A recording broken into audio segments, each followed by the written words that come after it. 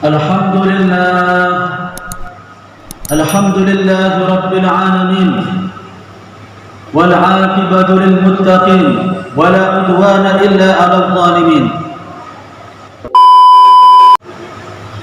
فقد قال الله تعالى في كتابه الكريم: نعوذ بالله من الشيطان الرجيم. قال: أراغب أنت عن آلهتي يا إبراهيم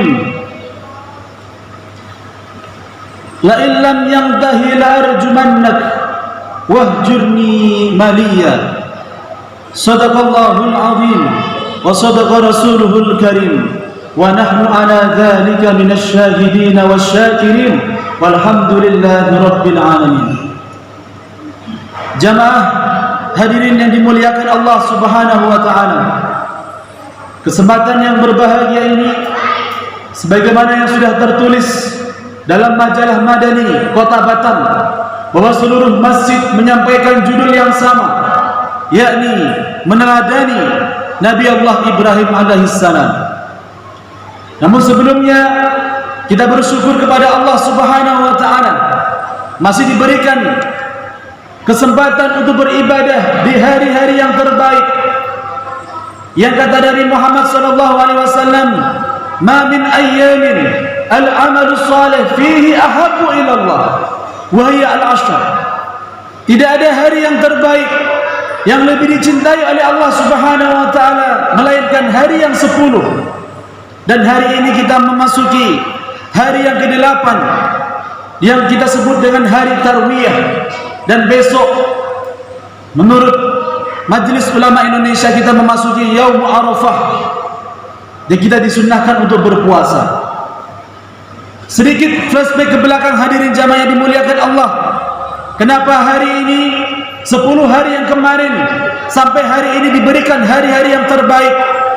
Dalam sebuah riwayat, Al-Yaumul Ula, di hari yang pertama kemarin bulan Dzulhijjah, Al-Yaumu ghafarallahu lahu li Adam, di mana di hari itu, di hari yang pertama Dzulhijjah adalah hari di mana Allah Subhanahu wa taala menerima taubatnya Nabi Adam.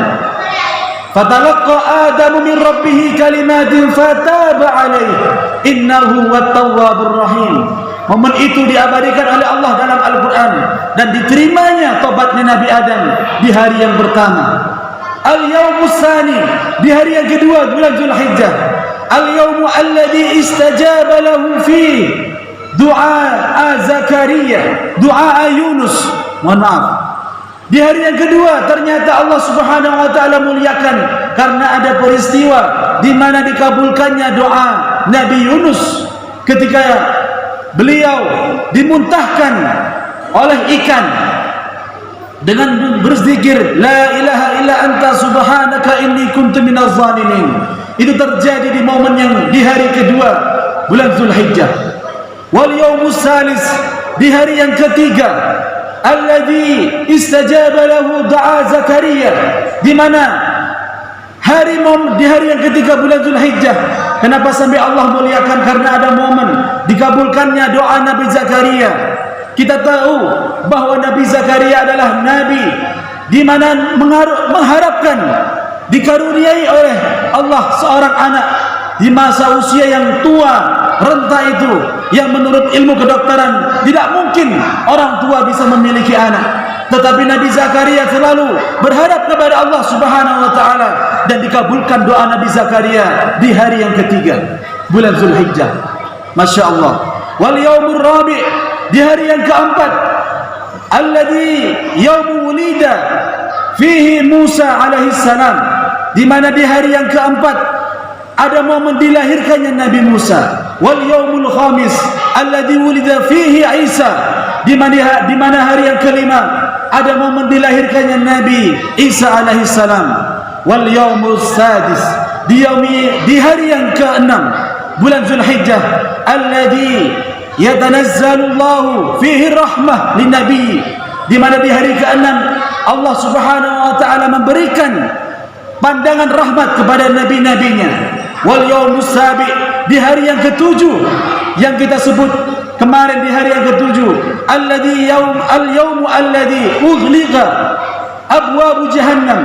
Di hari yang ketujuh itu ternyata ada momen ditutupnya pintu neraka jahanam.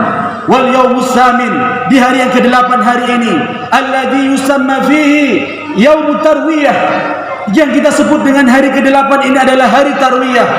U'tiya minal ajri la ya'lamuhu illallah. Barang siapa yang berpuasa di hari tarwiyah, maka Allah akan berikan sesuatu ganjaran yang besar di mana Allah Subhanahu wa taala lah yang tahu. Wal yaumut tasi', di hari yang ke-9, di mana alladzi yusamma fihi Arafah, disebut dengan hari Arafah, yang kita kenal dengan hari Arafah ini hadirin. Man shoma Arafata yukaffiru sanatil madiyah wal baqiyah. Barang siapa yang besok itu berpuasa, niatnya puasa Arafah, maka Allah Subhanahu wa taala hapuskan yukaffiru sanatil madiyah. Allah akan ampuni dosa setahun yang lampau, wal baqiyah, dan Allah Subhanahu wa taala jaga kita dari perbuatan dosa di setahun yang akan datang. Wal yaumul ashir, di hari yang ke-10 di bulan Zulhijjah, alladhi yaumal adha, yang kita sebut dengan hari adha. Maka man qaraba qurbanan, siapa yang berkurban di hari yang ke-10 itu qurbatan minallah, karena mendekatkan diri kepada Allah Subhanahu wa taala, qatarat min dambihi, maka lebih cepat lagi daripada darahnya hewan itu.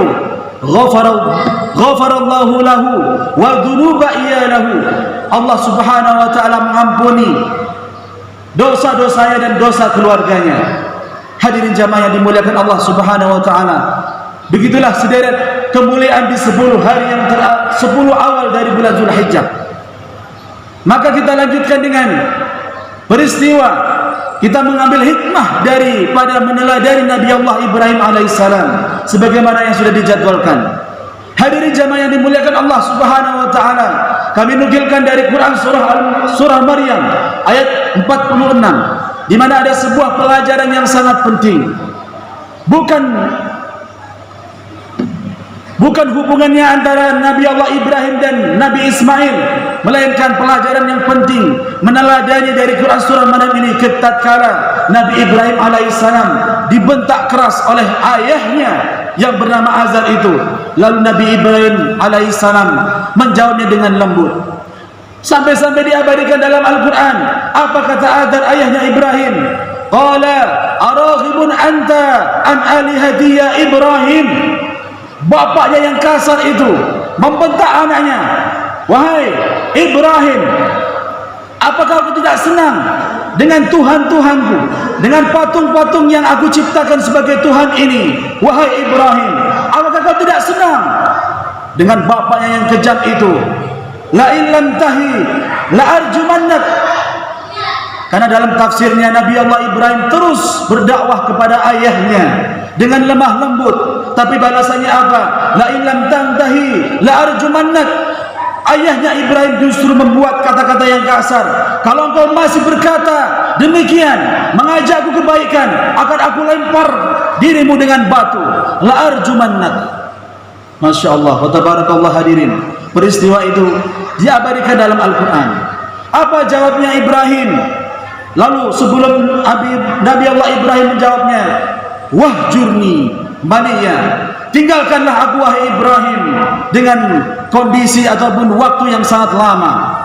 Hadirin jamaah yang dimuliakan Allah Subhanahu wa taala, satu ayat ini mengajarkan kepada kita bahwa ada momen tidak semua manusia diberikan keluarga yang sangat indah, ayah yang lemah lembut, anak yang soleh. Kadang-kadang anak soleh, bapak kasar. Kadang-kadang ayah yang soleh, anaknya begundal. Na'udzubillah. Maka hari ini kita mengambil pelajaran bagaimana menyikapi ayah-ayah atau orang tua yang berbuat kasar kepada kita sebagai seorang anak. Apa yang pertama yang diajarkan menurut para ulama? Berikan jawaban yang terbaik kepada seorang ayah atau seorang ibu jika engkau dimarahin kepada mereka. Nabi Allah Ibrahim tidak sedikit pun membalas perkataan yang kasar kepada ayahnya.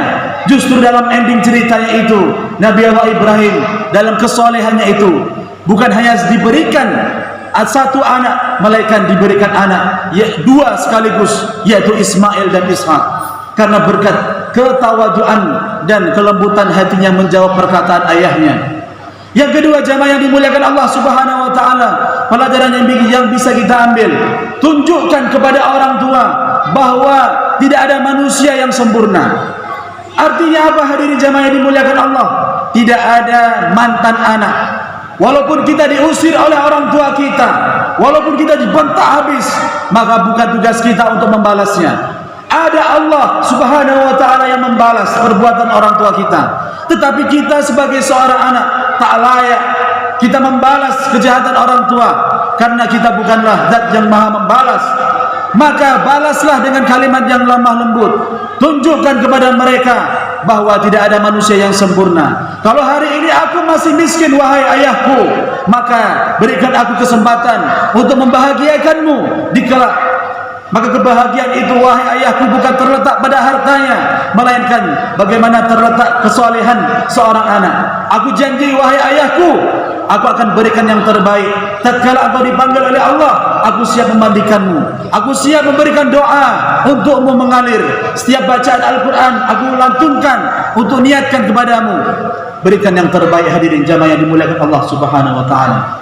Maka yang terakhir, pelajaran yang diberikan Nabi Allah Ibrahim tatkala dibentak oleh seorang ayahnya sendiri itu, maka berikanlah keteguhan dan yakinkan kepada orang tua kita bahwa saya bisa untuk menjadi yang terbaik.